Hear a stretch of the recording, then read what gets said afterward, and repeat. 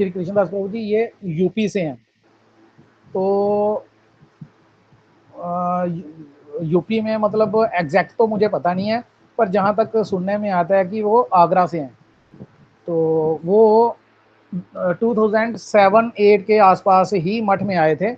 हमारे परम गुरुदेव का उन्होंने एक दो ही कथा सुनी थी, और कथा सुनने के बाद इतने ज़्यादा प्रभावित हो गए कि ये अपनी जॉब, अपनी फैमिली, सब कुछ इन्होंने छोड़ के मठ में आ गए ब्रह्मचारी बन के। तो श्री कृष्णदास प्रभु जी इन्होंने कंप्यूटर साइंस एंड इंजीनियरिंग में डिग्री की थी, और उसके बाद दो तीन बड़ी बड़ी कंपनीज में भी दो दो तीन तीन साल इन्होंने काम भी किया। जैसे अब मुझे एग्जैक्ट तो नहीं याद आ रहा, अब मुझे भी कंप्यूटर साइंस छोड़े हुए बड़ी देर हो गई। तो बेंगलोर में जॉब करते थे। तो जो इनके साथ इनके कोलीग्स थे, तो उनसे भी एक दो से मैं मिला हूँ। तो वो कहते थे कि इनकी नेचर कैसी थी, किसी को भी कोई भी मान लो काम पड़ गया, तो सॉफ्टवेयर लाइन में क्या होता है कि वहाँ पे तो सॉफ्टवेयर डेवलपमेंट का ही काम होता है। अब किसी को कोई इमरजेंसी में काम पड़ गया या किसी को 2 दिन के लिए जाना पड़ा, तो वो प्रभु जी को बोलते थे कि आप हमारा काम देख लेना। तो प्रभु जी ने वहाँ पे भी किसी को कभी मना नहीं किया। तो अपना काम करने के बाद, जैसे अपनी 8 घंटे की शिफ्ट है या 10 घंटे, जो भी अपना काम करने के बाद फिर प्रभु जी एडिशनल अपने कोलीग्स का भी काम करते। तो इतनी सपोर्ट देनी किसी को, ये बड़ा कम। और यही चीज़ अभी हम लोग भी, मतलब खुद का भी एक्सपीरियंस है, जब भी किसी को कोई भी क्वेश्चन पुट अप करना हो, तो वो वॉइस मैसेज प्रभु जी को भेजते हैं, और प्रभु जी जब भी वो फ्री होते हैं तो वो रिप्लाई डेफिनेटली करते ही करते हैं। मतलब अध्यात्म से रिलेटेड कुछ भी आप पूछोगे तो प्रभु जी बहुत अच्छे ढंग से गाइड करते हैं हमें। तो एक प्रभु जी ने एक बार खुद भी बताया था, प्रभु जी ये कोई दो तीन भाई हैं। तो पिछले कोई लगभग 1.5 साल पहले इनको घर से फ़ोन आया कि प्रॉपर्टी की डिस्ट्रीब्यूशन करनी है, तो आप थोड़ी देर के लिए घर में आ जाओ। तो इन्होंने उसी टाइम पे स्ट्रेट फॉरवर्ड उनको बता दिया, घर वालों को, अपने भाइयों को, अपने पिताजी को, कि मुझे आपसे कुछ भी लेना देना नहीं है, आप जिसको डिस्ट्रीब्यूट जितना जितना करना करिए। तो उन्होंने बोला कि हम ठीक है डिस्ट्रीब्यूट तो कर रहे हैं, पर आपके लिए भी हम कुछ देना चाहते हैं, तो आप 1 घंटे के लिए घर पे आ जाओ। प्रभु जी ने बोला मुझे चाहिए ही कुछ नहीं। तो कितना बड़ा त्याग है। प्रभु जी 1.5-2 लाख की सैलरी लेते थे, तो वो भी छोड़ दी। इतनी अच्छी जॉब, इतनी अच्छी फैमिली, और सब कुछ छोड़ के आगे सिर्फ परम गुरुदेव के लेक्चर सुन के, परम गुरुदेव की कथाएं सुन के। तो यही चीज़ गुरु अपना श्री कृष्णदास प्रभु जी हमें भी समझाते हैं कि हमें जो भी हम गुरु वर्गों से सुनते हैं, हमें उनको अपनी लाइफ में इम्प्लीमेंट करना चाहिए। तो मैं आज भी, मतलब मैं श्री कृष्णदास प्रभु जी को अपना शिक्षा गुरु मानता हूँ। तो मैंने उनको जब संबोधन करते हुए मैंने उनको गुरुदेव कहा, तो प्रभु जी ने मुझे इंस्टेंटली वहीं पे मुझे रोक दिया। कहते अभी मेरी गुरु बनने की वो क्वालिफिकेशन नहीं आई है, तो आप मुझे प्रभु जी कहो तो ज़्यादा अच्छा है, मुझे ज़्यादा अच्छा लगेगा अगर आप मुझे प्रभु जी करके संबोधित करते हो। तो गुरु जी आप अपने दीक्षा गुरु को कह सकते हो, मुझे आपने प्रभु जी ही कहना है। तो दीनता भी कितनी है हमारे प्रभु जी में। तो इसके अलावा प्रभु जी ने जितने भी हमारे परम गुरुदेव ने ग्रंथ ट्रांसलेट किए हैं, प्रभु जी ने हर एक ग्रंथ पढ़ा हुआ है, और कुछ का तो प्रभु जी हमें पढ़ाते भी हैं। जैसे अभी रिसेंटली प्रभु जी ने ग्रुप में माधुरी कदम्बनी कंप्लीट किया। तो मेरे ज्वाइन करने से पहले प्रभु जी ने कौन सा है वो, भक्ति तत्व विवेक, क्या है वो, एक भक्ति, हाँ, भक्ति विवेक तत्व कुछ ऐसा करके ग्रंथ है, छोटा सा ही है वो। प्रभु जी ने उस पर भी इतना डीपली समझाया। मतलब एक छोटी सी बात को समझाने के लिए प्रभु जी 40-45 मिनट का लेक्चर ले लेते हैं, और पूरा एग्जाम्पलों से समझाते हैं। और बीच में क्वेश्चंस भी पुट अप करते हैं। जो ऑनलाइन सुन रहे हैं उनको तो नहीं, वो तो रिकॉर्डिंग ही भेजते हैं ना प्रभु जी, बट वो जो मठ में जो ब्रह्मचारी गण सुन रहे होते हैं, उनको फिर प्रभु जी क्वेश्चन पुट अप करते हैं। और अगर किसी को नहीं आता, प्रभु जी डांटते भी हैं। प्रभु जी कहते हैं घर बार छोड़ के सब कुछ आप यहाँ पे आए हो, तो आप गुरु सेवा भी नहीं कर पा रहे। तो ये थोड़ा बहुत जो मैं प्रभु जी के बारे में जानता था। और एक और चीज़ जिसपे प्रभु जी बहुत ज़्यादा फोकस करते हैं, वो हमें कहते हैं कि एक, शायद आपने अभी रिसेंटली एक तिथि गई है हमारे जो पूज्यपाद भक्ति वेदांत सिद्धांति महाराज जी के जो दीक्षा गुरु हैं, है किसी को नाम याद? अभी 2-3-4 दिन पहले ही तिथि गई है उनकी। जी भक्ति विवेक भारती गोस्वामी महाराज जी, भक्ति विज्ञान, भक्ति विज्ञान भारती गोस्वामी महाराज जी, यस यस।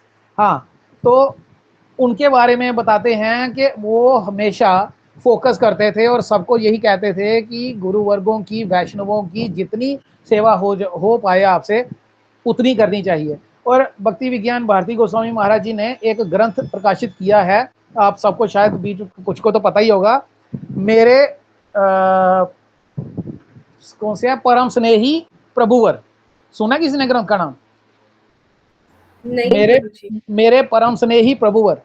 उस ग्रंथ में भक्ति विज्ञान भारती गोस्वामी महाराज जी ने जितने भी हमारे गुरुवर्ग हुए हैं, हमारे अपना भक्ति सिद्धांत सरस्वती ठाकुर प्रभुपाद जी के जितने भी शिष्य हुए हैं, जो सन्यासी गण शिष्य हुए हैं या जो ब्रह्मचारी शिष्य भी रहे हैं, जैसे कृष्ण केशव प्रभु जी, तो उन सब गुरुवर्गों के उन्होंने उनकी जीवनी पे, उनकी लाइफ हिस्ट्री के बारे में, उनकी बायोग्राफी की तरह ही उस ग्रंथ में पब्लिश किया हुआ है। तो मैंने रिसेंटली ही वो ग्रंथ मतलब ही परचेज किया है।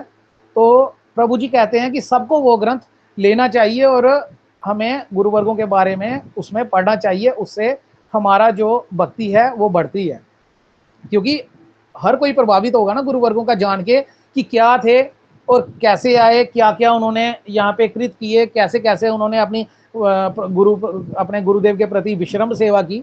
तो वो मैंने ग्रंथ लिया है, मैंने अभी 1-2 ही पेज पढ़ा है और इतना डीप उन्होंने भक्ति विज्ञान भारती गोसाई महाराज जी ने इतना डीपली समझाया हुआ है, बहुत आनंद आता है वो ग्रंथ पढ़ के। पर बात हमारी वही आती है कि हमारे पास अध्यात्म के लिए करने के लिए तो कुछ है नहीं, पर टाइम भी नहीं है ना। तो प्रभु जी कहते हैं नहीं कोई ग्रंथ पढ़ सकता है तो कम से कम जब गुरुवर्गों की तिथि आती है, वैष्णवों की तिथि आती है, तो उनके बारे में सुनना जरूर चाहिए, क्योंकि इससे भी भक्ति हमारी बढ़ेगी। तो रिसेंटली जब उनकी तिथि आई थी तभी हमारे गुरुवर्गों ने उनके इसी टॉपिक के ऊपर कितना कुछ बोला था, और ये बात सच भी है। देखो जैसे हम यही जानते हैं कि फॉरेन में सबसे पहले हमारे भक्ति वेदांत स्वामी महाराज गए, अमेरिका में सबसे पहले प्रभुपाद जी ने उनको भेजा। जो हमारा कॉन्सेप्ट कहता है या जो इस्कॉन का कॉन्सेप्ट कहता है, पर ये चीज सच नहीं है। प्रभुपाद जी ने सबसे पहले 2-3 और गुरुवर्ग को भेजा था। उनका नाम तो मुझे अभी एग्जैक्टली याद नहीं है, 1 मिनट होल्ड करना। तो उन्होंने नाम तो मुझे याद नहीं है, शायद भक्ति रक्षक श्रीधर गोस्वामी महाराज जी को भेजा था। तो आप बिलीव करोगे उनके बारे में प्रभु जी बताते हैं कि सन्यासी थे, सन्यासियों की वेशभूषा तो आप सभी को पता ही है। पर जब उनके गुरुदेव हमारे शिल प्रभुपाद जी ने उनको लंदन जाने के लिए, इंग्लैंड जाने के लिए जब कहा, आदेश दिया, तो आप बिलीव नहीं करोगे उन्होंने अपना सन्यासी ड्रेस त्याग के वो एकदम से सूट बूट पहन के आ गए। और उन्होंने एक और चीज थी, उन्होंने जूते त्यागे हुए थे। उन्होंने बोला था कि मैं आजीवन कोई चप्पल जूता कभी नहीं पहनूंगा। तो जब वो प्रभुपाद जी के सामने आए तो उन्होंने जूते पहने हुए थे, वो भी बढ़िया से। तो प्रभुपाद जी ने जब उनको देखा तो कहते प्रभुपाद जी की आंखें नम हो गई, आंखों से पानी बहना शुरू हो गया, और प्रभुपाद जी ने बोला कि आपने तो आज त्याग का भी त्याग कर दिया। तो ऐसे ऐसे हमारे गुरुवर्ग हैं। और एक हैं जो भक्ति, मुझे नाम नहीं याद रहते हैं, तो वो कभी नाम बताऊंगा मैं उनका। तो मठ के लिए सेवा चाहिए थी, परिक्रमा थी, परिक्रमा के लिए भी सेवा चाहिए होती है। तो हमारे गुरु जो प्रभुपाद जी हैं वो थोड़ा सोच विचार में पड़ गए। तो वो जिनका मुझे नाम ही अभी याद आ रहा, वो हमारे गुरुवर, वो गए वृंदावन में। वृंदावन में गए, उन्होंने भी अपना सन्यासी ड्रेस त्यागने के बाद सूट बूट पहन के वृंदावन में जो बड़े सेठ होते थे उस टाइम पे, बड़े लाले जो मतलब बड़े बड़े बिजनेसमैन, उनके पास चले गए। और हाथ में, जैसे गुरुदेव ने भी ये चीज बताई है, हाथ में उन्होंने वो एक चालान काटने वाला एक बुकलेट पकड़ ली और गए। तो कहते हैं मैं इनकम टैक्स डिपार्टमेंट से हूँ। तो इस तरह से उन्होंने प्रभुपाद जी के लिए पैसा इकट्ठा किया। अब हमारी बद्ध जीवों की नज़रों में तो ये गलत काम है कि हम गलत तरीके से पैसा इकट्ठा कर रहे हैं, पर वो पैसा लग कहाँ रहा है? प्रचार में लग रहा है, साधु सेवा में लग रहा है, ठाकुर जी की सेवा में लग रहा है। तो हमारे भक्ति प्रज्ञान केशव गोस्वामी महाराज जी हैं, जो हमारे दादा परदादा गुरु हुए ना वो, तो उन्होंने हमेशा मतलब कोर्ट कचहरी, ये लैंड से रिलेटेड जितने भी केसेस थे यही डील करते थे। तो किसी ने एक बार हमारे प्रभुपाद जी को कहा कि ये जो विनोद, क्या उनका जो ब्रह्मचारी नाम था, विनोद बिहारी नाम था उनका, तो कहा कि ये विनोद बिहारी जो ब्रह्मचारी हैं ये कोई भक्ति तो करते नहीं है, तो जब देखो ये लैंड और ये उसी में उलझे रहते हैं तो इनका क्या होगा। तो तब प्रभुपाद जी ने डांट के उनको कहा कि आप उनके बारे में ऐसी बात मत कीजिए, ये अपराध बन जाएगा आपके लिए। जो सेवा विनोद बिहारी ब्रह्मचारी कर रहे हैं वो उन जैसी विश्रम सेवा किसी ब्रह्मचारी ने आज तक नहीं की। तो उन्होंने क्या क्या किया ये तो आपने थोड़ा सा बताता हूँ, ये तो सबको पता ही है कि उन्होंने एक ही रात में मायापुर में, जो जिसका नाम मुसलमानों ने मियाँपुर कर दिया था, तो उन्होंने वहाँ पे वो बनाया हुआ था कब्रिस्तान, तो उन्होंने एक ही रात में वहाँ से जितनी भी कब्रें थी सारी कब्रें निकाल के गंगा में जल प्रवाह कर दी, और उसी रात में कब्रें उखाड़ते गए और वहाँ पे बड़े बड़े पेड़ लगाते रहे। तो ये एक रात में तो संभव हो ही नहीं सकता ना। तो उन्होंने कितनी देर पहले की प्लानिंग की हुई थी, वहाँ पे 1000-1500 डिवोटीज इकट्ठे किए, हर एक डिवोटी को उनका अलग अलग उनका अपना पर्टिकुलर कार्यभार सौंप दिया कि तुमने ये कब्र खोदनी है, तुमने कब्र उठानी है, तुमने जल प्रवाह के लिए लेके जानी है। दूसरे को बोल दिया कि तुमने पेड़ वहां से उठा के लाने हैं, 4 लोगों ने 5 लोगों ने जैसे भी, तो पेड़ लगाने हैं। तो पेड़ पहले के उन्होंने रेंज करके रखे हुए थे, बड़े बड़े पेड़ उनको निकाल के जमीन से जड़ समेत निकाल के पहले के रेंज करके रखे हुए थे, और रातों रात वहां पे पेड़ लगा दिए। अगले दिन मुसलमान लोगों ने क्या किया, वो पुलिस स्टेशन चले गए वहां पे कंप्लेन करने के लिए कि यहाँ पे ये हमारी कब्रिस्तान हुआ करता था और इन्होंने देखो यहाँ पे बाग बगीचा बना दिया। तो उनके जो हायर ऑफिशियल्स थे पुलिस डिपार्टमेंट के, क्योंकि अप्रोच तो उनकी भी काफ़ी थी, तो वो पुलिस डिपार्टमेंट के जो हायर ऑफिसर्स है वो भी आए। जब उन्होंने आके देखा तो वहाँ पे तो इतने इतने बड़े पेड़ लगे हुए हैं। तो उन्होंने उनको कहा कि आप लोग झूठ बोल रहे हो, एक ही रात में आप पौधा लगाओगे तो वो पेड़ थोड़ी बन जाता है, और इतने इतने बड़े पेड़ एक ही रात में लग ही नहीं सकते। तो असंभव काम भी हमारे गुरुवर्गों ने संभव किया हुआ है, किनके लिए, हम लोगों के लिए। तो आज अगर हम लोग बड़े आराम से भक्ति कर पा रहे हैं, क्योंकि हमें तो हर चीज़ रेडीमेड मिल रही है ना, तो हमने कुछ भी नहीं किया, पहले थोड़ा बहुत सुना, भगवत गीता मंगवाई, भगवत गीता पढ़ना शुरू कर दी, भगवत गीता के साथ घर बैठ के ही हम कथा भी अटेंड कर पा रहे हैं, सब कुछ कर पा रहे हैं। कि कैसे? सिर्फ हमारे गुरुवर्गों के त्याग के कारण, गुरुवर्गों के ने जो मेहनत की हुई है उसके कारण। अब बात आती है ग्रंथों की। हमारे भक्ति वेदांत स्वामी महाराज जी ने कितने ग्रंथ लिखे, है ना। हमारे परम गुरुदेव विष्णुपाद अष्टोत्तर भक्ति वेदांत श्री नारायण गोसाई महाराज जी ने कितने ग्रंथ ट्रांसलेट किए बंगाली से हिंदी में, हमारे स्वामी महाराज ने वही किया। हमारे गुरुवर्गों ने जो रूप गोस्वामी और जो छठ गोस्वामी ने जो ग्रंथ लिखे थे उनकी ट्रांसलेशन बंगाली से कितनी लैंग्वेजेस में कर दी। तो हमारे लिए तो रेडीमेड है कि हम मठ में जाएंगे या किसी टेंपल में जाएंगे, वहां से ग्रंथ परचेज करके ले आएंगे। परचेज तो हम कर लेते हैं पर हमारे पास पढ़ने का टाइम नहीं है। तो कितना त्याग, कितना बलिदान, कितनी मेहनत हमारे गुरुवर्गों ने की हुई है। इवन हमारे गुरुदेव भी कितनी मेहनत कर रहे हैं, सुबह से शाम तक, शाम से सुबह तक, बट हम लोग उनके जो हमें वो रास्ता दिखाते हैं हम उस पर चल नहीं पाते। तो इसलिए मैं जो अभी मैंने शुरू किया है थोड़ा बहुत, तो मैं कहता हूँ कि सॉरी, तो हमारे जो गुरुवर्ग हैं उनकी तिथियों पे कम से कम थोड़ा बहुत हम उनके बारे में श्रवण कीर्तन करें तो वो हमारे लिए अच्छा होगा। मैं कह रहा हूँ, अभी तक मैंने पूरी तरह से स्टार्ट नहीं किया, पर ये चलो हम आपस में विचार विमर्श तो कर ही सकते हैं ना कि हमें भक्ति बढ़ाने के लिए क्या करना चाहिए। जैसे श्रीमद् भागवतम का जो 10th कैंटो है, 10वां स्कंद है, तो उसमें चैप्टर शायद 22 है या 23 है, जिसमें यज्ञ पत्नियों का उल्लेख आता है।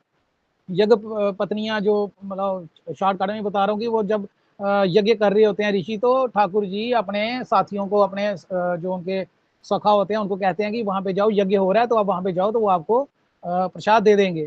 तो वो मना कर देते हैं, फिर वो कहते हैं कि आप जाओ, यज्ञ पत्नी है जो उनकी पत्नियां हैं वहाँ पे जाओ तो वो आपको दे देंगी। तो वो मेरा नाम लेना है, बलराम दाऊ का नाम लेना, तो वो आपको दे देंगी। तो वो जब उनको पता चलता है तो वो एकदम से वहाँ से आ जाती हैं। तो ये वाला प्रसंग इसी से एक श्री कृष्ण ने एक श्लोक उद्धृत किया हुआ है। तो उसमें वो क्या कह रहे हैं, अब श्लोक तो मुझे आता नहीं, वो तो बड़ी टफ संस्कृत है, वो तो याद भी नहीं करता। तो उसमें वो कह रहे हैं कि कोई भी जो मेरे बारे में श्रवण करता है, मेरे नामों का कीर्तन करता है, मेरे बारे में ही सोचता रहता है, मेरे बारे में ही ध्यान करता है, उसको मैं बड़ी आसानी से उपलब्ध हो जाता हूँ। तो उसमें उसके जो पर्पट है, जो एक्सप्लेनेशन है, उसमें स्वामी महाराज जी ने क्या कहा हुआ है कि ठाकुर जी की कथाएं श्रवण करने से ठाकुर जी हमारे कानों के छिद्रों से प्रवेश करते हैं सीधा हमारे हृदय में। तो ये चीज जो ठाकुर जी ने खुद कही हुई है, तो वो चीज तो कर सकते हैं। तो ठाकुर जी ने अगर अपने लिए कही हुई है, तो वैष्णवों के लिए जब हम वैष्णव की कथाएं सुनेंगे, तो हमारे श्री कृष्ण, हमारे ठाकुर जी हो, श्रीमती राधा रानी, तो वैष्णवों का गुणगान सुनने के कारण या वैष्णवों का गुणगान करने के कारण हम लोगों पे कितने प्रसन्न होंगे, है ना। तो बस इतना ही कह के मैं विश्राम देता हूँ अपनी वाणी को। हरे कृष्णा, दंडवत प्रणाम। हरे कृष्णा प्रभु जी, बहुत सुंदर और बहुत अच्छा बताया आपने। आपने एक ना हमें भी ये बताया कि हर जो वैष्णव की जो भी तिथि आती है, एटलीस्ट हम सुने, और सुने कम से कम हम कुछ बोलने का प्रयास करें। तो ये अगर हम आपस में मिलके अगर हम ये अगर ऐसा हम कुछ डिसाइड करते हैं या ऐसे कोई प्लान करते हैं कि हाँ नेक्स्ट अब किनकी तिथि आ रही है, पहले से उनकी प्रिपरेशन करें या कुछ सुने। और जैसे आप कह रहे हैं कि ठाकुर जी कहते कि जो मेरे बारे में सोचता है, मेरे बारे में जो श्रवण करता है या मेरी कथा को बोलता है, उसको मैं आसानी से उपलब्ध हो जाता हूँ। तो हो सकता है कि कुछ ये प्रयास करने से ही ठाकुर जी हम पे प्रसन्न हो जाए और बोल पाए हम वैष्णव के बारे में, हमारे गुरु वर्गों के बारे में। तो ये आपने बहुत अच्छा एक बताया प्रभु जी। तो दीदी इसी ग्रुप में ही हम ऐसा कर सकते हैं ना, जैसे एडिशनल टाइम कभी हो, कभी मतलब प्रभु जी किसी दिन अवेलेबल हैं प्रभु जी, वो हाँ नहीं करके। सेंट हो हाँ, किसी दिन। कोई ज्यादा ना रखें, आधे घंटे का ही प्रोग्राम रख लें, सुबह दोपहर शाम रात कभी भी आधे घंटे का भी रखें, जिसमें किसी एक को एक तिथि पे एक को बोलने का मौका मिल जाए, दूसरी पे दूसरे, क्योंकि इतना टाइम सॉरी, इतना टाइम किसी के पास भी नहीं होगा कि वो हर गुरुवर्गों के बारे में पढ़ सके, है ना। जी जी तो राइट। मान लो हम में से 3 4 5 लोगों ने ग्रंथ ले लिया, राइट। तो हम पहले ही डिसाइड करेंगे कि अगली जो तिथि है इस पे कौन बोलेगा, दूसरी कौन तिथि पे कौन बोलेगा, तीसरी पे कौन बोलेगा। इससे क्या होगा, हम सबका कोलैबोरेशन में बेनिफिट होगा। वो कैसे, आज आज की कथा मान लो मैंने रेडी कर दी, तो मैंने कथा सुनाई, तो आप सबने सुनी, आपको उनके बारे में जानकारी होगी, दूसरी कथा कोई और करेगा, तीसरी कोई और करेगा, तो इससे सबका बेनिफिट होगा, बोलने का भी मतलब अपॉर्चुनिटी सबको मिलेगी, और श्रवण भी सारे कर लेंगे, तो कीर्तन भी बारी बारी सब कर लेंगे। तो इससे क्या होगा, हर तरह से हमारा बेनिफिट होगा, है ना दीदी। जी हरे कृष्णा। जी जी राइट, सही कह रहे हो, एकदम सही प्रभु जी। और ऐसे क्या है, ऐसे एक एक सबको मौका मिलेगा ना, तो अगर जो मतलब सबके पास इतना टाइम तो नहीं है, लेकिन थोड़ा सा भी कोई थोड़ा सा भी आधे घंटा का भी टाइम निकाल के ये सब कर सकते हैं कि चलो एक तिथि पे किसने बोल दिया। तो ये आपका बहुत अच्छा लगा मुझे आइडिया। और एक चीज और मुझे प्रभु जी आपसे पूछनी थी। आपने जैसे मेरे मन की क्वेश्चन है ये कि आपने बताया था जैसे श्री कृष्ण दास प्रभु जी हैं, उनके जब घर में बंटवारा हो रहा था तो उन्होंने मना कर दिया कि मुझे कुछ नहीं चाहिए।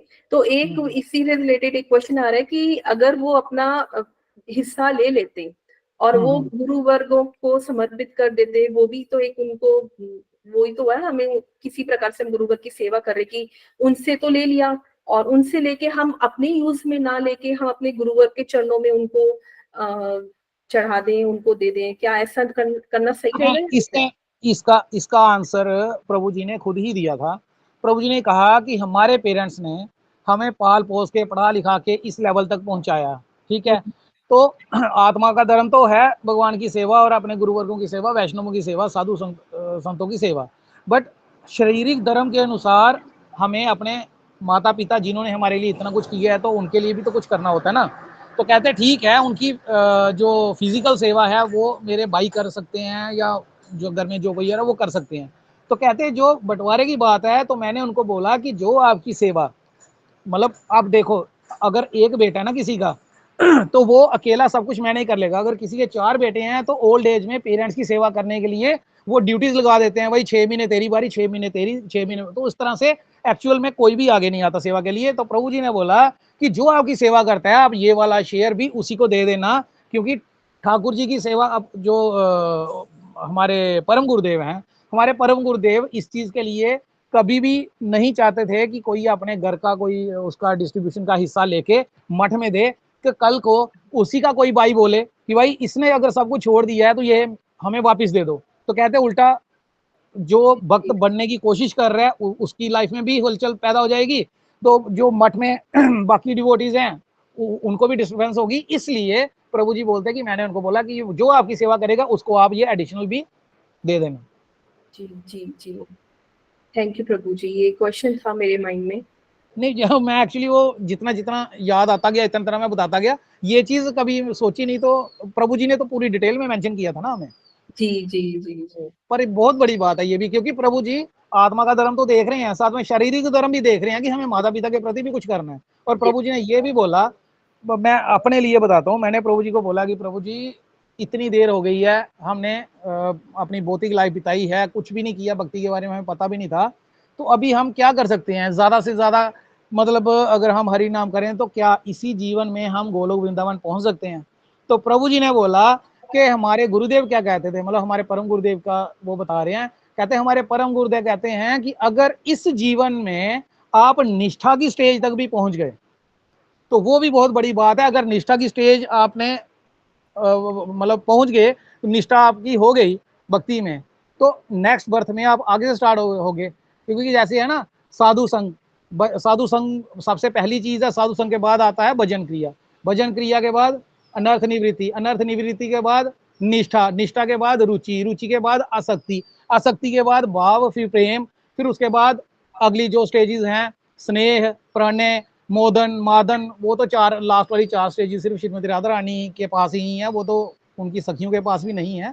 तो निष्ठा तक भी अगर हम पहुंच गए तो बहुत बड़ी बात है, पर हमारी निष्ठा बन ही नहीं पाती, हम अनर्थों में इतना गिरे हुए हैं। आज अगर मान लो हफ्ते के लिए हम पूरे 3 बजे उठ गए, पूरा हमने अपना सिस्टम के साथ दिनचर्या अपनी चलाई भक्ति करते हुए और पूरा कृष्ण भावना भावित होके, तो हफ्ते के बाद प्रभु जी वो ना घर में ये हो गया, बच्चे का ये हो गया, वाइफ का ये हो गया, हस्बैंड का ये हो गया, निष्ठा खत्म, है ना।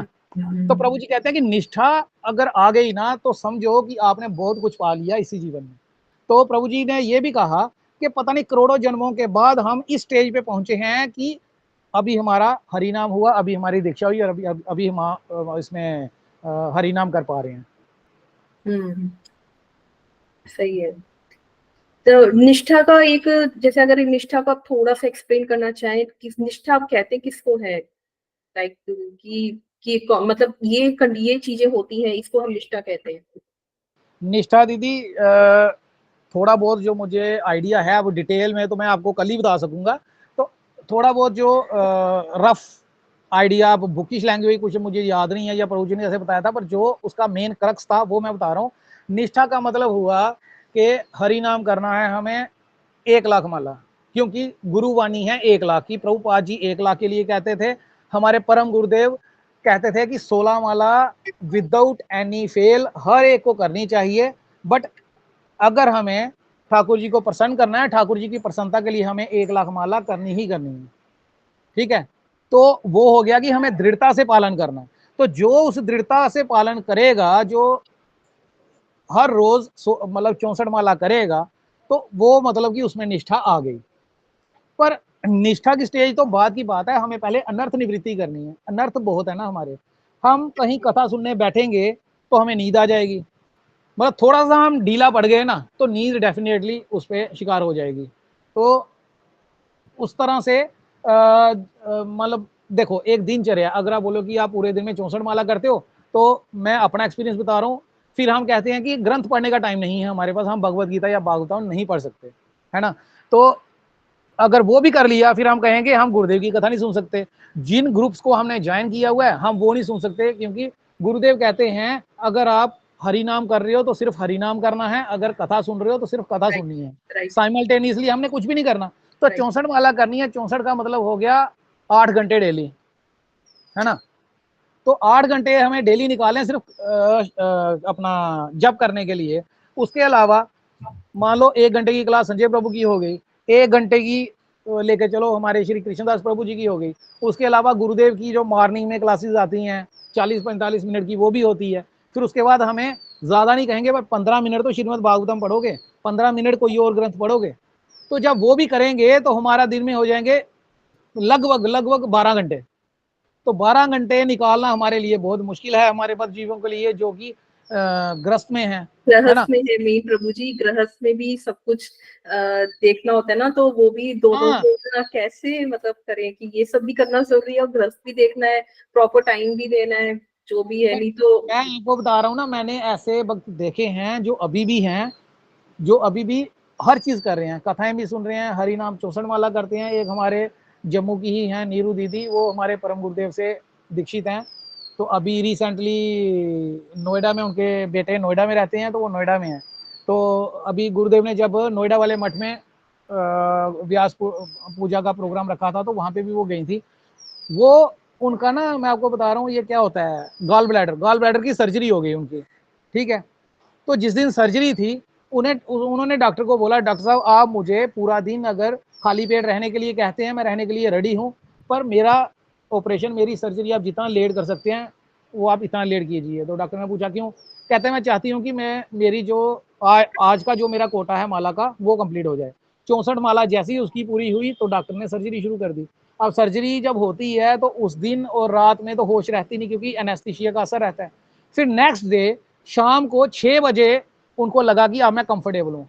शाम को 6 बजे ही उन्होंने, मतलब पिछली रात की, अगले दिन मॉर्निंग की, अगले दिन दोपहर की और अगले दिन शाम की भी 4 टाइम की आनीक उन्होंने इकट्ठी की। और उसके बाद उन्होंने माला करनी शुरू कर दी सिंगल स्ट्रेच में 7 घंटे। उनको तो अब जिनको ज्यादा टाइम हो गया ना, 64 माला करते, तो उनको कम टाइम लगता है।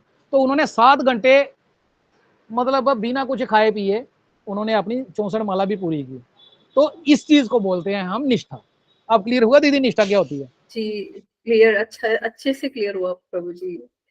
इस जन्म में तो निष्ठा तो पता नहीं प्रभु जी आप है कि नहीं, अभी जिस हिसाब से अपनी दीदी की बात बता रहे ना, हाँ तो हाँ।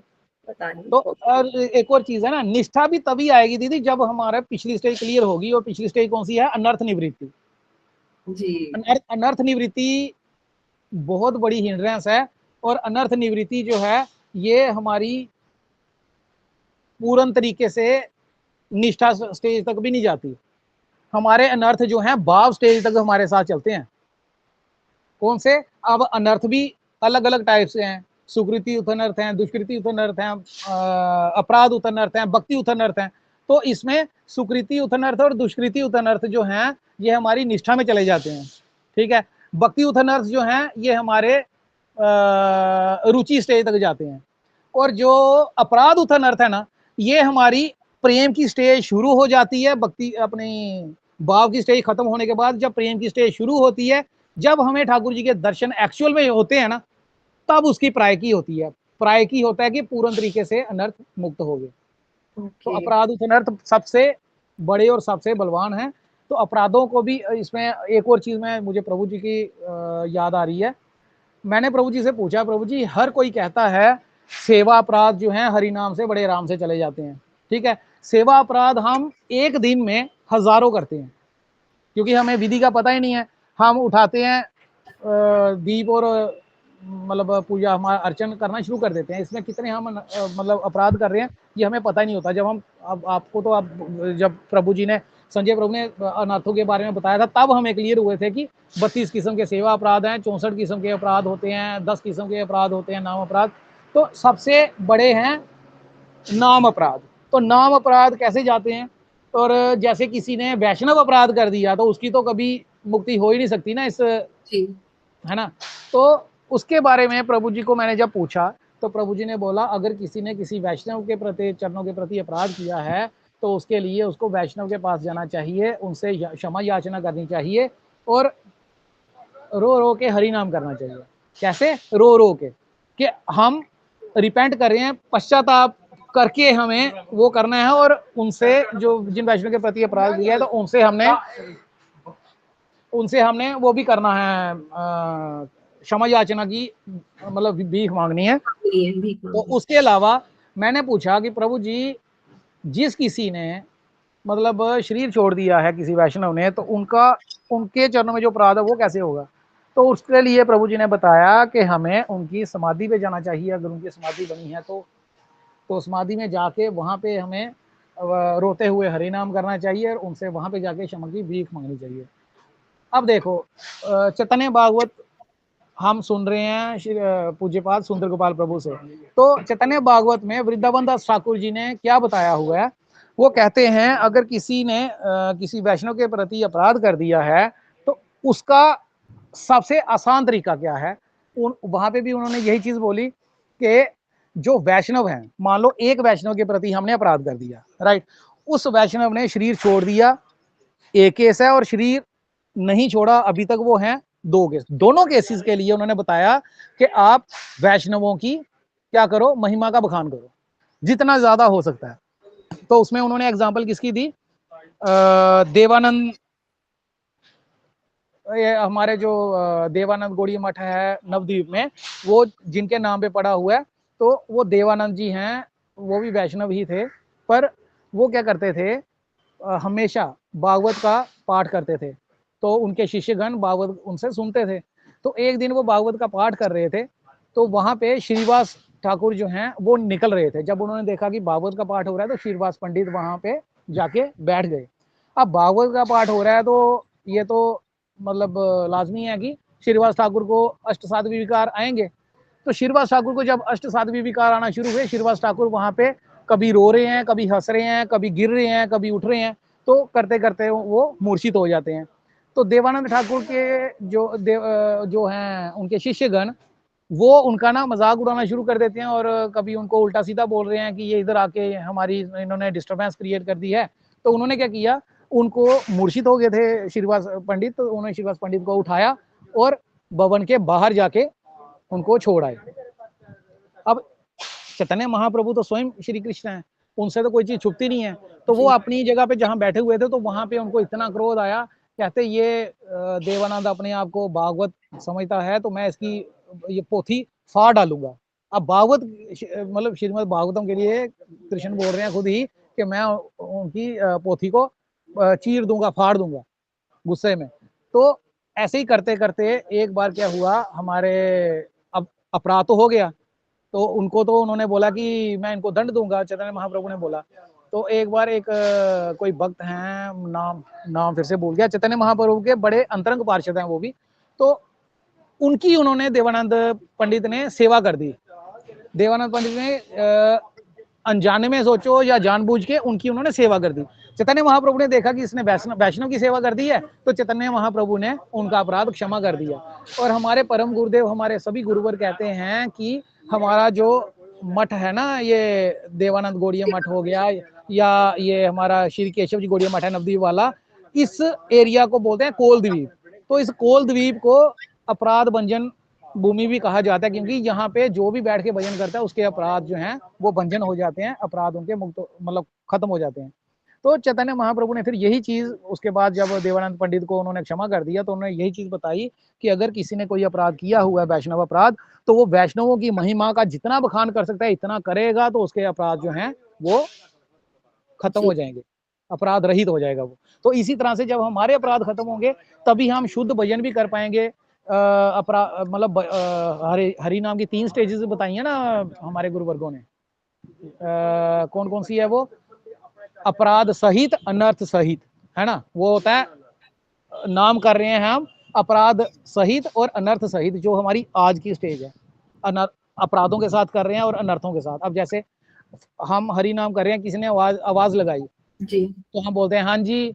अच्छा, अगर आवाज नहीं कोई लगाता है, कोई गलत कर रहा है, नाम करते करते हम बोलते हैं, बच्चे कोई बोलते हैं ऐसा मत कर लग जाएगी, मतलब अपराध ही कर रहे हैं ना, तो ये नाम अपराध है। दूसरी स्टेज आती है ये नाम क्या बोलते हैं उसको, एक नाम अपराध सहित, और दूसरा नामाभास।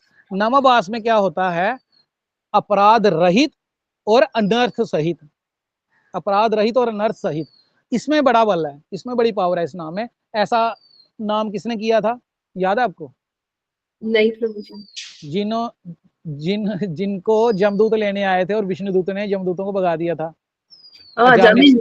हाँ, अजामिल ने अपने लाइफ टाइम में बहुत पाप किए थे। क्या किए थे? पाप किए थे बहुत ज्यादा, पर अपराध कोई नहीं किया था जी। लोग कहते हैं कि उन्होंने इतना कुछ किया जी, उनको इतनी जल्दी कैसे वैकुंठ धाम मिल गया।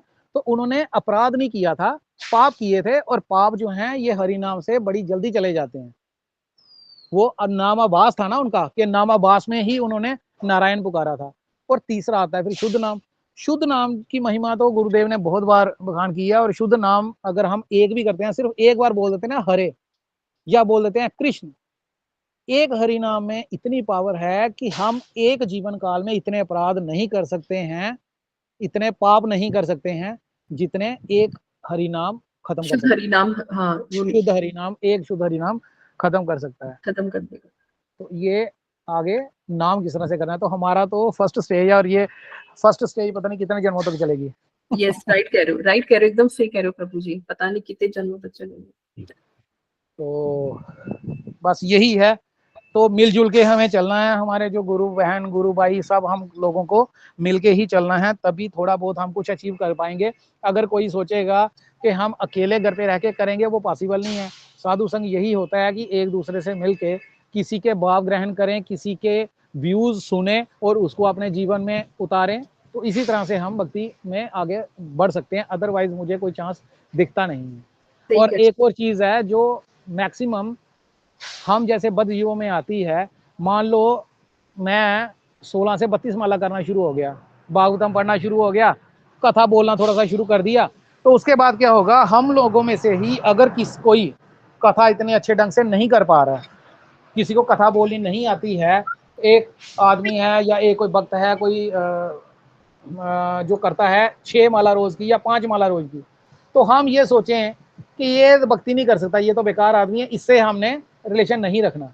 तो ये बात गलत है, क्योंकि अगर यही चीज हमारे गुरुवर्गों ने हमारे लिए सोची होती तो हम आज भी मल में ही जी रहे होते, है ना।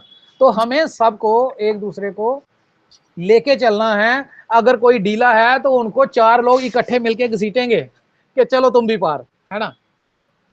सही कह रहे हो, तो सही है। ऐसे ही होता है, साथ साथ हाथ पकड़ के ना, एक दूसरे का आगे सबको एक साथ ले जाते हुए ही भक्ति करनी है। सही। क्योंकि फैमिली वही चीज होती है ना, फैमिली की है, हमारी फैमिली है। तो फैमिली के बड़े कौन है, हमारी फैमिली के जो पिताजी हैं वो कौन है, वो है हमारे शिल गुरुदेव, है ना। तो राइट। हम एक फैमिली के मेंबर्स हैं। तो एक फैमिली कभी ऐसा तो नहीं होता कि कोई बीमार हो गया तो छोड़ो इसको हॉस्पिटल में, जिए मरे हमें क्या लेना देना इससे, चलो हम चले हैं वापस अपने कामकाज में, ऐसा तो नहीं होता ना फैमिली में। तो इसलिए हमें फैमिली में सबको लेकर चलना है। अगर संजय प्रभु यही सोचें यार ये तो बेकार लोग अभी अभी जुड़े हैं, ये कब भक्ति में आगे बढ़ेंगे, तो मैं अपना भजन करता हूँ, पर नहीं, ऐसा नहीं होता है, हमें सबको लेके चलना है।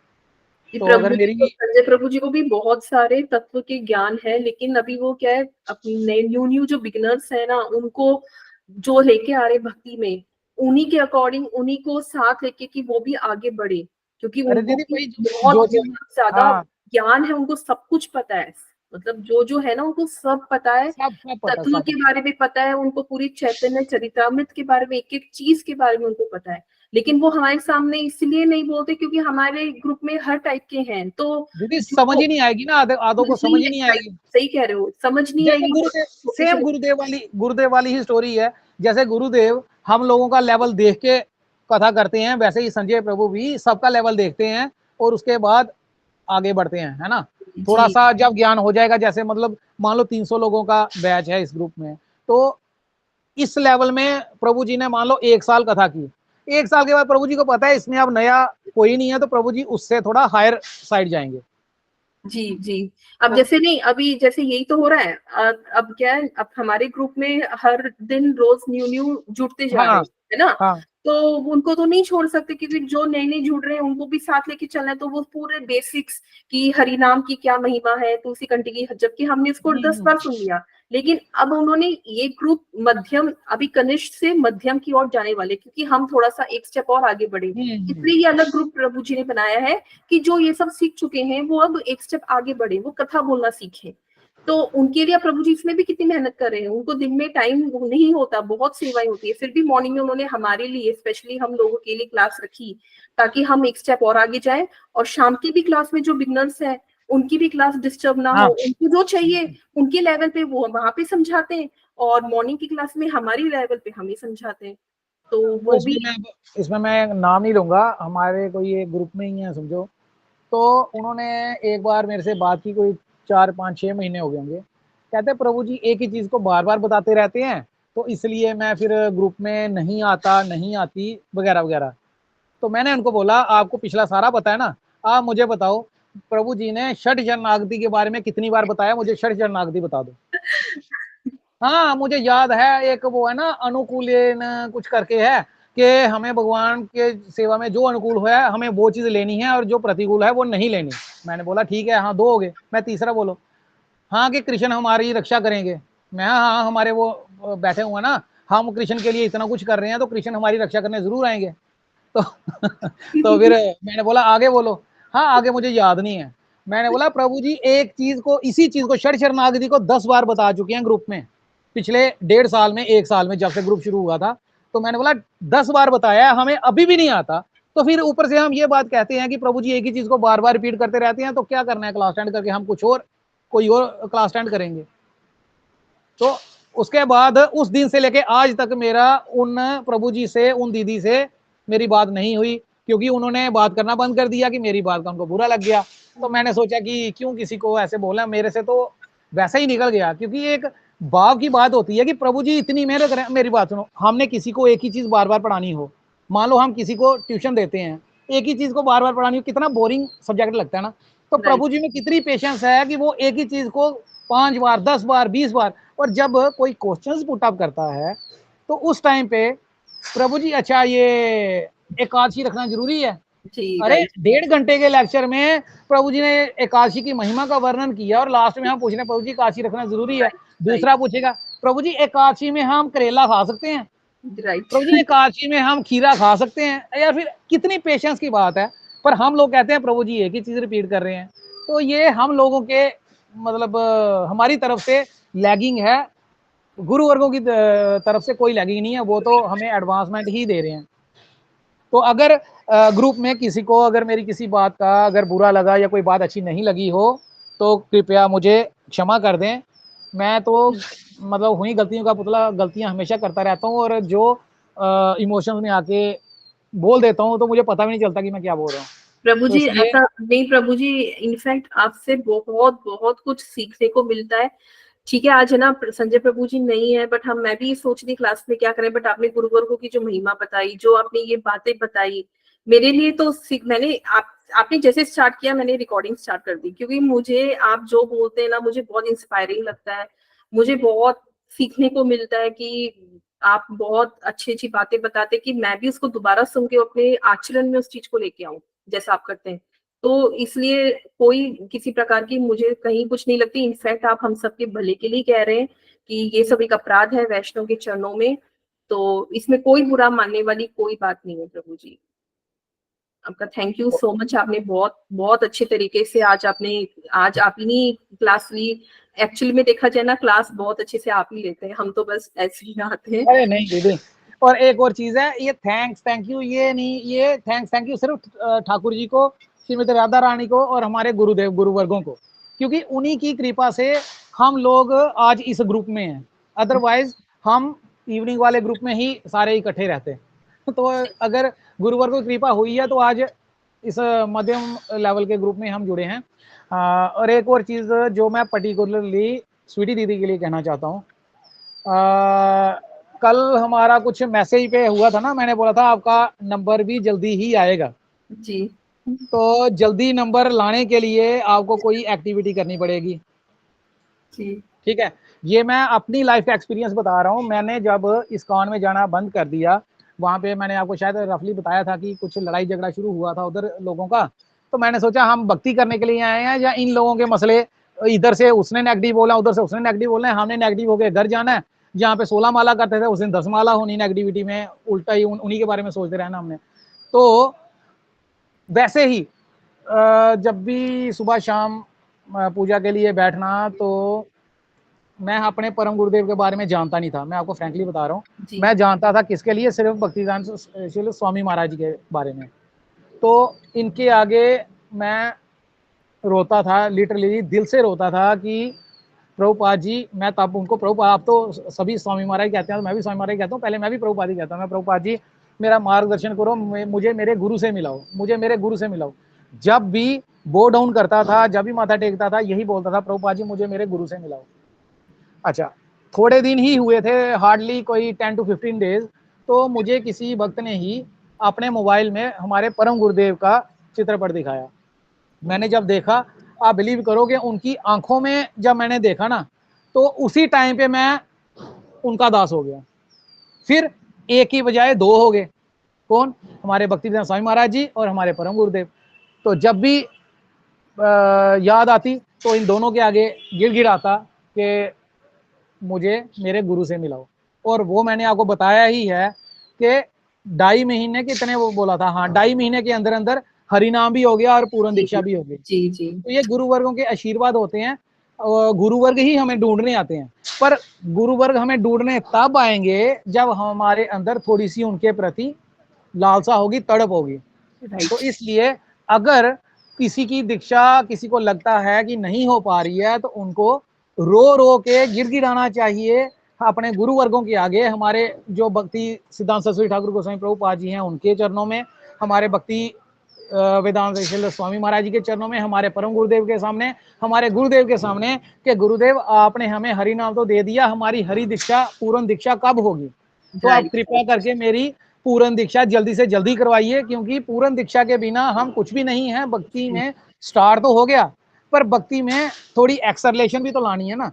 तो उसके लिए गुरुदेव आप कृपा करिए गुरुदेव की, क्योंकि अब तो गुरु पदाश्रय कर लिया, हरि नाम हमारा हो गया, अब हमें लेनी है पूर्ण दीक्षा।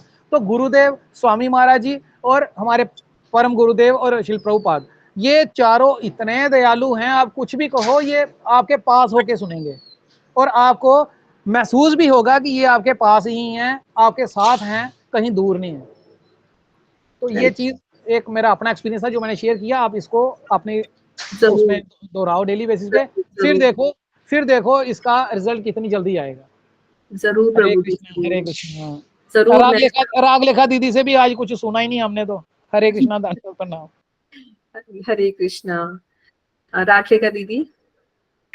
हरे कृष्णा। सभी को मेरा दंडवत प्रणाम। प्रभु जी आपको भी मेरा दंडवत प्रणाम। मुझे कुछ नहीं सुनना, मुझे तो आपसे सीखना है, संजय प्रभु जी से सीखना है। अभी हम नलायक है प्रभु जी, अभी हमें आपका भी साथ चाहिए और संजय प्रभु जी का भी साथ चाहिए। तो आपने जो बताया है ना आज, एक एक परसों भी आपने बहुत, कल हमने आपको मिस किया, कल आप आए नहीं कल शायद, एक्चुअली मैं कल। ना, कल मैं मठ में चला गया था जम्मू हमारे ना। अच्छा अच्छा अच्छा अच्छा तो अच्छा। व्यास पूजा वहां पे मना रहे थे, तो फिर मैंने सोचा, मैं काफी देर से 6 महीने से नहीं गया था, कल मैं ऑफिस अच्छा नहीं आया अच्छा था। अच्छा। कल मैं ऑफिस भी नहीं आया हाँ। था। नहीं तो नहीं, ये हमें वो हमें जरूरी ऑफिस है। में, हाँ। ऑफिस हमारा संडे को भी होता है ना, तो हर संडे को आना होता है, और कल मैं ऑफिस में आया ही नहीं। कल मैंने पहले से ही सोचा हुआ था आज मुझे मठ में जाना है, तो इसलिए फिर मैं क्लास नहीं अटेंड कर नहीं पाया। नहीं नहीं, बहुत अच्छा। और प्रभु जी जो आप बोल रहे हो ना, तो मैं महसूस कर रही हूँ कि आप जो सब परिक्रमा में जाते हो, साधु संग करते हो ना, तो उसका असर बोल रहा है। और हम क्या है, हम घर में ही पड़े हुए हैं, अभी खाना ही बना रहे हैं। तो देखो आपको जो इतना सब कुछ नॉलेज हुआ है, जो ज्ञान मिला है ना, तो वो साधु संग और परिक्रमा की महिमा से ही हुआ है। और मैं तो इस बार सोच रही थी कि आपके भी दर्शन करूंगी, आऊंगी परिक्रमा में, लेकिन मेरा अब डेट बदल गई, तो मेरा अब जाना नहीं हो पा रहा थी प्रभु जी। पर एक दो दिन की कोशिश करूंगी, देखूंगी। और आपने ये जो कहा है ना कि हमें गुरु वर्गों की तिथि पे बोलना चाहिए, तो मुझे पता है, या तो उसी दिन पता चलता है कि आज इसी गुरुदेव की तिथि है, या एक दिन पहले पता चलता है, तो तैयारी नहीं कर पाते। तो अगर आप हमारी इतनी हेल्प कर दे कि हमें 3-4 दिन पहले बता दे कि अब ये वाले गुरुदेव की ये वाली तिथि आने वाली है, जिससे कि हम थोड़ा सा अपना ढूंढे, मटेरियल ढूंढे, और कुछ अपने नोट्स बनाए और कुछ बोलने की कोशिश करें। तो क्योंकि हमें डे टू डे पता चलता है कि आज के दिन ये वाले गुरुदेव की ये वाली तिथि है। अभी दीदी अरे दीदी, ग्रुप में प्रभु जी ने वो पंजिका डाली थी ना, तो जिसमें सारी तिथियां आती हैं। तो मैं ढूंढ के ना वो मैं स्वीटी दीदी को सेंड कर दूंगा, स्वीटी दीदी ग्रुप में डाल देंगी। जी वो मेरे पास भी है प्रभु जी, वैष्णव कैलेंडर में तो मिल जाता है सब कुछ। अच्छा अच्छा हाँ वैष्णव हाँ। अच्छा कैलेंडर में अच्छा में है। अच्छा, अच्छा अच्छा। एक और रिक्वेस्ट है मेरी, आप सभी ना श्री कृष्णदास प्रभु जी का ग्रुप ज्वाइन कर लो। प्रभु जी वहाँ पे अभी बृहद भागवतामृतम। जी प्रभु जी मुझे ऐड होना है प्रभु जी। हाँ, तो आप एक काम करना ना, मैं आपको ना अपना श्री कृष्णदास प्रभु जी का नंबर सेंड कर दूंगा, ठीक है। जी तो मेरे पास उसमें नंबर है तो नंबर पे सेंड करो, लिखना हरे कृष्णा दंडवत प्रणाम प्रभु जी।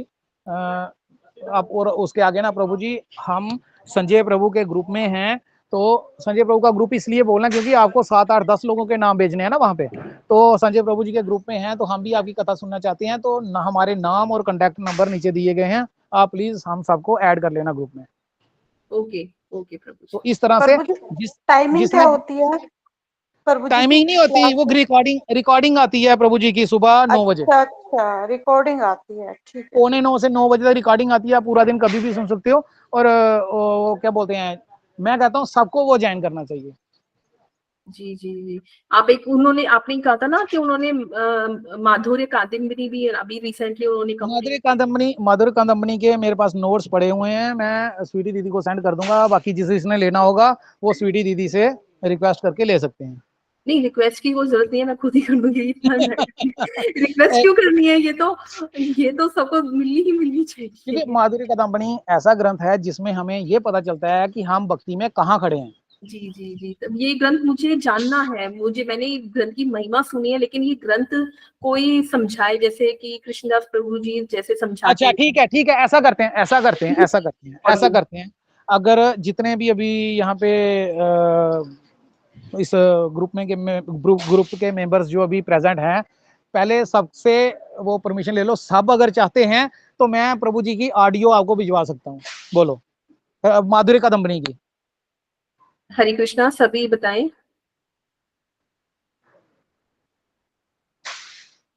सभी यहाँ पे अवेलेबल हैं, हैंड रेज कीजिए जिनको माधुर्य कादम्बरी की ऑडियो चाहिए। चलो ठीक है, ऐसा करते हैं दीदी, मैं ना डेली बेसिस पे मॉर्निंग में मैं आपको माधुरी कादम्बनी का डेली बेसिस पे जो लेक्चर होते हैं 1 बाय 1 भेजता जाऊंगा। जैसे आज एक लेक्चर भेज दिया, कल दूसरा, परसों तीसरा। तो ऐसे करते करते 3 4 महीने में वो ग्रंथ खत्म होगा। पर वो लेक्चर सुनना, और उसके साथ ही मैं जो प्रभु जी ने हरे नोट्स, कृष्ण हरे कृष्णा, जो प्रभु जी ने हरे नोट्स कृष्ण बनाए प्रभु हुए हैं जी। ना, एक मिनट, एक जो प्रभु जी ने नोट्स बनाए हुए हैं ना, मैं वो भी सेंड कर दूंगा। और उसके अलावा प्रभु जी ने उस लेक्चर में लिखवाया भी हुआ है। अच्छा। नोट आधा तो नोट्स में मिल जाएगा, पर आधा जो है वो आपको नोट करना पड़ेगा। बेटर यही रहेगा डेली बेसिस पे वो लेक्चर अटेंड करना और डेली बेसिस पे नोट्स लिखते जाना। हाँ जी हाँ जी हाँ जी। लिखने से क्या होगा, आपको ज्यादा। ज्यादा याद, हाँ यस। याद ज्यादा रहेगा। तो और समझ भी अच्छे ढंग से आएगा लिख के। जी जी। लेकिन प्रभु जी हमें एक बार संजय प्रभु जी से पूछना चाहिए कि क्या ये ठीक है कि हम ग्रुप में डालें, क्योंकि ये भी एक बार संजय प्रभु जी ने भी बोला था कि ये माधुर्य कादम्बिनी भी है ना, ये अभी उस मतलब सब ऐसे मतलब सब उसको जाने, अभी सबका लेवल अलग अलग है, तो ये अधिकारी अभी हम अधिकारी नहीं है शायद, है सबकी ना तारीफ ये? नहीं है। कहीं संजय प्रभु जी कह दे कि एक बार मुझसे हाँ बिल्कुल बिल्कुल, वो उनकी परमिशन के बिना मत करना। हाँ क्योंकि यही मैं कहना चाहती क्योंकि संजय प्रभु के पास भी हर चीज होगी अवेलेबल। हूँ। जी जी होती है उनके पास भी। तो तो पर हो सकता है ग्रुप एटलीस्ट में इसलिए नहीं, क्योंकि सब लोग उसके अधिकारी नहीं होते ना, तो देख के हमें। इतना कर लो, अभी अभी माधुरी कादम्बनी मत पढ़ो। अभी आप ऐसा करो, जो भी बृहद भागवत अमृतम चल रहा है आप वो सुनना शुरू करो। जी वो तो फेसबुक पे भी ना प्रभु जी का लाइव वहाँ पे आता है, और वहाँ पे सारे सेव्ड हैं जो भी उन्होंने बृहद भागवतम जहाँ से उन्होंने स्टार्ट किया है, वो हम्म। सारा वो डेली एवरीडे ना उनका नवदीप नाम से, हाँ नवदीप हाँ। ना क्या नवदीप गौड़िया मठ ऐसे करके कुछ नाम है, उसमें हम्म। उनकी डेली आती है लाइव, शाम को लाइव भी आती है 7 बजे या 6 बजे ऐसे कुछ लाइव आती है, और उसके बाद वो उसमें सेव हो जाता है, तो वो हम कभी भी जैसे सुन सकते हैं।